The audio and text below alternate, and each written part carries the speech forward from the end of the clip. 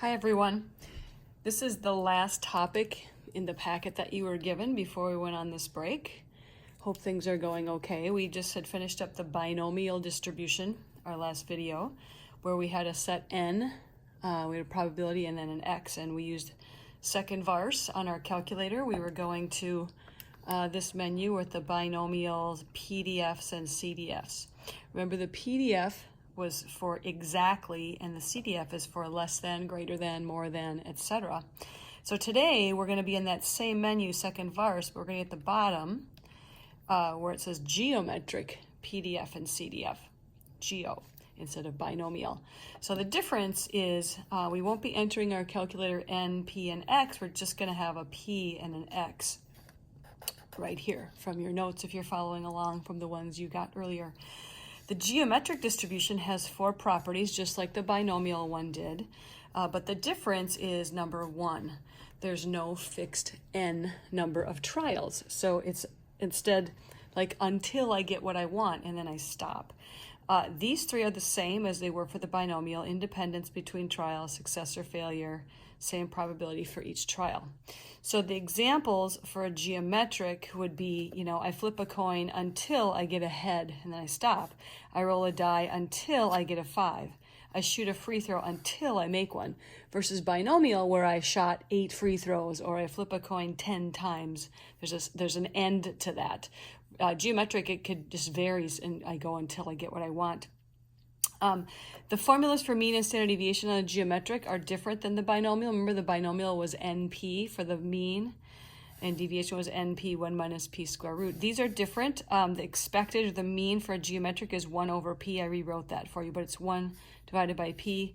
Then the standard deviation, I rewrote it over here, 1 minus P over P squared square root. You just have to plug in the P into those formulas to get that. Because I'm not with you in person, I'm going to skip out with the whole theory behind the PDF and CDF. It works the same as binomial. You can maybe read that on your own, but if I'm rolling a die, what's the chance I get a 3 on the second roll, which means I didn't get it and then I got it, because the chance of getting it is 1 out of 6, and I times it out, and I filled out this table, which again, you don't need to do, but one thing you notice is that the table actually goes on forever because it goes until I get what I want, whereas the binomial actually stops. The binomial also has a 0 up here. The geometric would not, because 0 trials, you wouldn't have that. There's also the cumulative CDF button on the geometric as well. The good news is, once you've learned how to do the PDF and CDF on the binomial, it's exactly the same on the geometric. It works the same. So that's just, now it's just a matter of picking the different button, but the same as what you just did on the last unit, or last lesson. So I'm going to flip it over and actually use the calculator and skip the theory. So we're going to be under second vars. In a geometric setting, we're interested in the number of trials until we get our first success. So just reviewing that, the calculator is going to work the same way. So here's my example. It says a certain Vikings receiver catches a pass 30% of the time that it is thrown to him. What is the probability he catches the ball on the third pass? Now, I'm not asking you to do it this way. Remember when we did a binomial, we first learned the long formula and then we used the calculator button. We're pretty much going to skip right to the calculator button today, but if you wanted to, there's no formula for geometrics, but if he catches it 30% of the time, that means he dropped it, and then he caught it, which gives you 0.147. But I'd like you to use the calculator button. So instead, let's use the geometric PDF. So he's going to catch the pass on the third one. So you're going to type in the probability, 0.30, and then just a 3. Remember, with the binomial, we put 3 numbers in because there's a fixed n. But the geometric, we don't do that. So if we put this in, we go to second vars. I'd use the up arrow because the geometrics are at the bottom. And go to the PDF and type in 0.30, comma 3 on the third pass exactly. And we do get 0.147, which is the same as what we got the long way if we did it that way. So anytime it says exactly, we're going to use the PDF button. Of course, the other ones are all CDF. It says, what is the probability that it takes 2 or less passes for a catch? Remember, I did these drawings with the binomial. I want 2 or 1 is what that's saying, 2 or less. That would be a CDF anytime I want more than one number, and it'd be 0.3, comma 2. Put that in the calculator. So second varse, geometric CDF's right at the bottom, 0.3 comma 2, and that gives you that 0.51 for the answer for 2 or less. If I want the left side, the calculator is good on the left side. It's always more confusing when it wants the upper end. What is the probability that it takes 4 or more passes for a catch? So 4 and higher, I need to take away 3 and down to get what I want. So I'm going to type in 1 minus GeoCDF, and I'm going to put in 0.3 and a 3. Remember, we always put that number in, the number that's right at the wall on the right side there. And that comes out to 0.34. If I actually type it in, I can go like this: 1 minus second varse, and then I put in 0.3 comma 3 to give me that answer, 0.343. I did another one like this just as an extra example. What's the probability that it takes more than 5? So more than 5 means 6 and higher. So I'm going to make sure I do 1 minus 5 and down on that one. So 1 minus second varse, GeoCDF, 0.3 and a 5 gives me 0.17. So on the geometric ones, it's always going until you get what you want, and then you stop. And then lastly, if I ask for the mean and standard deviation for this distribution, the mean formula is 1 divided by P. So we'd expect this Vikings receiver to make a catch every 3.3 throws. That's what that means.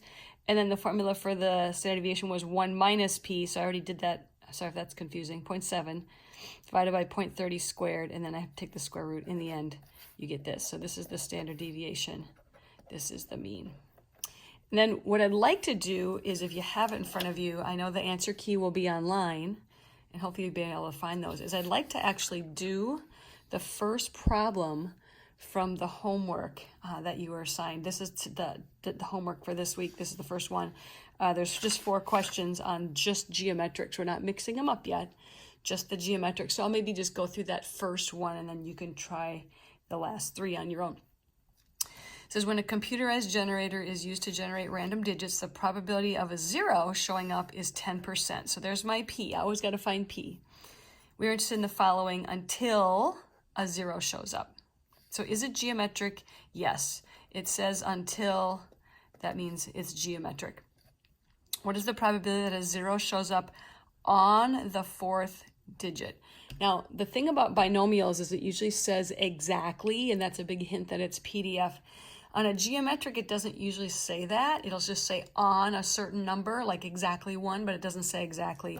But this is a PDF. So I'd go to my calculator under GeoPDF, and I'd type in 0.10, that's my probability, on the 4th time. So I would go second varse, GeoPDF, 0.10, comma 4, and my answer is about 7%, or 0.07. That was the exactly one. What is the probability that it takes more than 3 digits before I get a 0? So more than 3 means 4 and higher, right? More than 3. Anytime I want that higher side, I have to go 1 minus GeoCDF for this, and then I would put in 0.10 and a 3. Remember, you're always putting that number in when you're going 1 minus. And it is a CDF because it's not exactly, it's more than 3. So if I type in 1 minus second varse, 0.10, comma 3, I get about 0.73, or 73%. And then here they're asking me for the mean and standard deviation, and that's true on pretty much all of these questions. How many digits would I expect? Remember, expect means mean, so that's just 1 divided by P, which ends up being 10. And then the standard deviation is 1 minus P over P squared, and then I need the square root of that. So let's see, 1 minus 0.10 is 0.90 divided by 0.10 squared, and then I need the square root of that answer. So 9.5 for the standard deviation. Hopefully that helps. Today we're just working on geometrics. On our next lesson, we'll mix the 2 up together. Make sure you can check the answer key, remember, on my website.